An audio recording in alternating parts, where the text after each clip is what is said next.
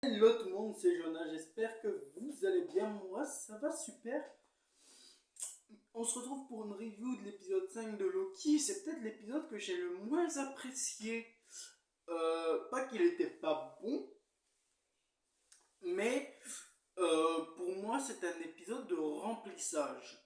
Sauf à la fin où on apprend, et avec les petits passages avec Ouroboros, comment Loki pourrait maîtriser son errance temporelle. Mais ouais, je n'ai pas tant apprécié l'épisode que ça. Le fait que Loki se déplace dans l'espace-temps à la recherche d'Ouroboros, à la recherche de Kazé, à la recherche de B15, à la recherche de Mobius et à la recherche de Sylvie. Et ce qui est très intéressant, c'est que Sylvie est la seule qui se rappelle de Loki après que le TVA a explosé, entre guillemets, après que le cœur temporel a explosé. Euh, c'est la seule qui le reconnaît, donc ça lui fait d'un côté plaisir, ça se voit. Mais voilà, moi le passage avec Kazé où il s'évade d'Azkaban, je suis en mode bon, ok, très bien. C'est non, c'est pas, voilà, moi ça m'a pas plu plus que ça. Mais surtout, aussi avec Mobius, alors on s'en doutait qu'il vendait des jet skis, que c'était sa passion. Donc voilà. B15, par contre, on ne savait pas qu'elle était médecin. J'ai rien à dire en fait. C'est peut-être. Non, c'est peut-être même pas la seule. C'est la seule avec qui il n'a pas une interaction directe. Ou on ne le voit pas, en tout cas. La première fois, il se téléporte. Elle n'a pas le temps de le voir. Il se téléporte à nouveau. Et la deuxième fois, il sort d'un portail et il lui parle un petit peu. Mais c'est tout. Voilà. C'est par contre Obi là, on a plus le mec est écrivain, il vendait des livres, ça se vendait pas hyper bien, ça se vendait même pas. Euh, mais ouais, c'était pas hyper intéressant. Moi j'ai pas apprécié, alors j'ai pas apprécié, c'est un grand mot. C'est peut-être l'épisode le plus bas de tous. Je trouve ça dommage en fait. C'est l'avant-dernier épisode. Ouais, je ne sais pas. Par contre, ce qui est sûr et certain, c'est que Victor Timely va réapparaître. Alors, pour mon coup, pour moi-même, je pensais qu'il allait. Alors, soit il va être perdu dans le flux temporel et retourner au XXe siècle et faire ce qu'il est devenu, soit là, il est sauvé en fait. Parce qu'on ne sait pas quand exactement à la fin de l'épisode, spoiler, Loki réécrit le temps. Et ça, c'est quelque chose de très important, c'est qu'en fait, il maîtrise le temps maintenant,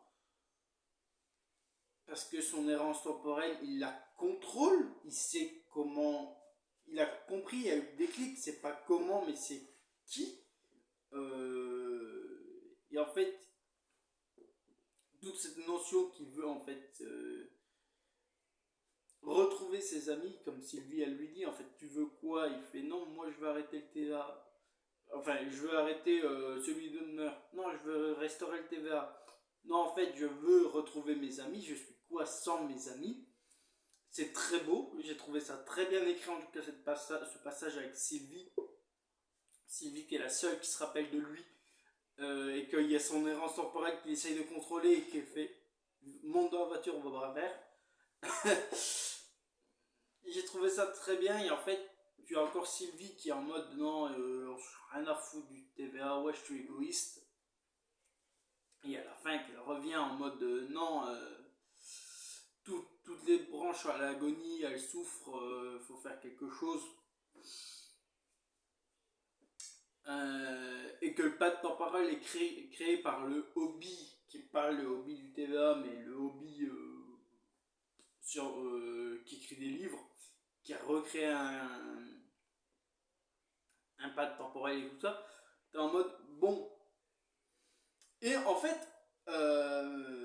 Alors si ce hobby-là est le même que le TVA maintenant, parce que c'est un peu compliqué en fait. Est-ce que c'est pas celui qui demeure qui les a pris, mais c'est Loki? C'est Loki qui leur a privé de cette vie-là au final? On sait pas, en fait on sait plus. C'est ce qui te fait douter. Est-ce que tout ce qui s'est passé s'est passé pour ces personnages? Est-ce qu'ils vont s'en souvenir?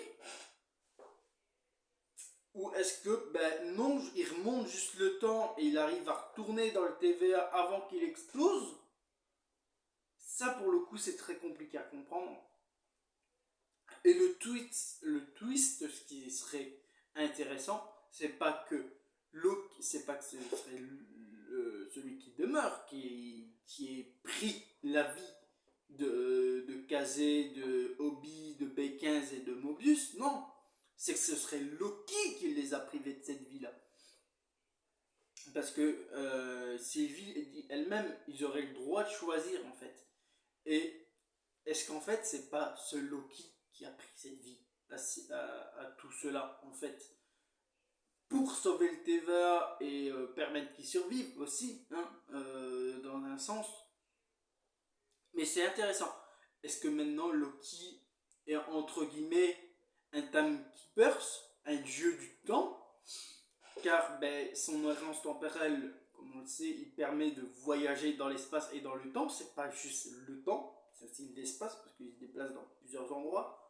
Ce serait incroyable en fait que ce Loki soit maintenant devenu une divinité, plus juste la divinité de la malice et du mensonge, ce Loki, mais un Loki encore plus puissant, pas pour faire le mal comme quand il était pas encore dans le TVA, donc le Loki 2012, parce que c'est le Loki 2012, hein, qui a vraiment évolué hein, dans le bon sens du terme, mais ce serait très cool qu'il ait ce nouveau pouvoir en plus, ça rajouterait un autre Loki bien plus intéressant. Mais voilà. Et aussi, ce serait, alors, comparé, alors il y a tous ces problèmes avec l'acteur de Kang, Jonathan Major, je crois.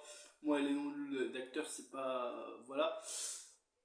Est-ce que ce serait pas aussi une aide pour la réécriture de Secret Wars? Ça, ce serait très utile avec Loki, justement. Je ne sais pas. Mais c'est très cool. En tout cas, d'un sens, cet épisode, moi, m'a pas trop plu. Mais il était très bien quand même. Le fait qu'il voyage dans le temps et l'espace pour retrouver ses amis. Et que le fait que tous ses amis soient là lui permettent de retourner au point A pour arrêter l'explosion du cœur temporel. Pour moi, je pense que Victor Timely, s'il s'est ramené au moment où Timely allait disparaître, c'est ok. C'est que ben, Loki aura survécu, aura fait survivre ses amis et avoir fait survécu Timely. Soit Timely c'est trop tard, il est parti dans le 30e siècle et il fera ce qu'il a à faire. C'est à voir, c'est réellement à voir. C'est compliqué de savoir vraiment pour le coup. Et j'ai vraiment du mal à me dire est-ce que c'est un bon épisode, est-ce que c'est un mauvais épisode. Je sais pas. Moi j'ai apprécié, j'ai aussi trouvé des longueurs dans cet épisode-là. Mais voilà, c'est pas la saison 1 où la saison 1 il y avait vraiment des creux entre des épisodes. Là c'était toujours très bon. Il redescend un petit peu, j'espère que cette saison, ce sixième épisode de cette saison 2 finira en apothéose comme cette saison 1. On verra bien. On n'a pas eu de post-crédit de toute la série. C'est un peu dommage. J'espère qu'à la saison, au sixième épisode, on aura une post-crédit. Donc voilà. Voilà, j'ai plus grand chose à vous dire. En tout cas, j'espère que cet épisode vous aura plu hein, de Loki. Moi, il m'a moyennement plu, je vous l'ai déjà dit. Et j'ai expliqué les raisons de deux. Mais voilà, c'est pas le pire épisode non plus. Voilà. En tout cas, j'espère que cette vidéo vous aura plu. N'hésitez pas à laisser un pouce bleu, un commentaire, de vous abonner à la chaîne. Je ne le demande pas souvent, mais il y en a quelques-uns qui l'ont fait ce mois d'octobre et au début novembre. Et je vous remercie de suivre mon aventure sur YouTube. Il y aura toujours, je vais toujours essayer d'améliorer le son et l'image évidemment. Mais je vous remercie infiniment de vous abonner à la chaîne. Ça fait plaisir. Maintenant j'ai un Twitter aussi. Alors je pense que je posterai juste les miniatures des vidéos et le lien. Mais voilà. En tout cas je vous fais des gros bisous. Bye tout le monde. C'était Jonah. À la prochaine pour de prochaines vidéos. Bye.